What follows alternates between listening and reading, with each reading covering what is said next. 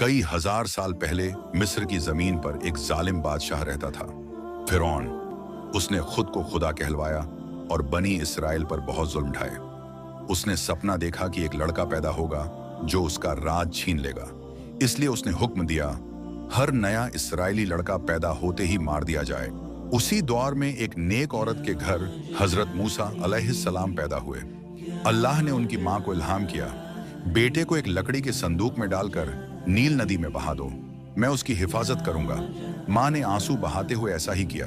संदूक बहता बहता फिरौन के महल तक पहुंचा। फिरौन की बीवी आसिया ने संदूक खोला, बच्चे को देखा और फरमाया, ये मेरी आंखों की ठंडक है।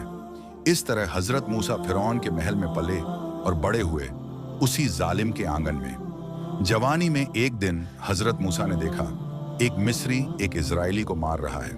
उन्होंने इजरायली की मदद की, मिस्री को एक धक्का मारा और वह मर गया। यह अनजाने में हुआ था, लेकिन खबर फैल गई। फिरौन ने हजरत मूसा अलैहिस्सलाम को मारने का हुक्म दे दिया। एक नेक आदमी ने चुपके से खबर दी, बच जाओ। हजरत मूसा मिस्र छोड़कर मदियन की तरफ भाग गए। वहां कुएं पर दो लड़कियों की मदद की जो हजरत शुएब अलैहिस्सलाम की बेटियां थीं। शुएब अलैहिस्सलाम ने कहा, मेरी भेड़ें चराओ, बदले में मेरी बेटी से निकाह कर दूंगा। हजरत मूसा ने 10 साल तक मेहनत की और शादी कर ली। 10 साल बाद हजरत मूसा परिवार के साथ मिस्र लौट रहे थे। रस्ते में रात को तूर पहाड़ के पास आग दिखी। पास गए तो देखा एक झाड़ी जल रही है, मगर जल नहीं रही। अल्लाह ने आवाज दी, ऐ मूसा, मैं अल्लाह हूं रब्बुल आलमीन, तू मुकद्दस घाटी में है, जूते उतार दे, मैंने तुझे पैगंबर चुना है। हजरत मूसा डर गए, लेकिन अल्लाह ने तसल्ली दी। 2 मौजिजे दिए, लाठी सांप बन गई, हाथ चमकदार सफेद हो गया।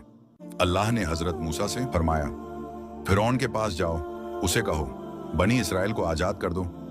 हजरत मूसा और हजरत हारून अलैहिस्सलाम फिरौन के पास गए। कई मौजिजे दिखाए, लाठी का सांप, हाथ का चमकना, टिड्डियाम, मेंढक, खून, अंधेरा। फिर भी फिरौन नहीं माना। आखिरकार अल्लाह ने हजरत मूसा को हुक्म दिया, रात में बनी इसराइल को लेकर निकल जाओ। फिरौन ने फौज लेकर उनका पीछा किया।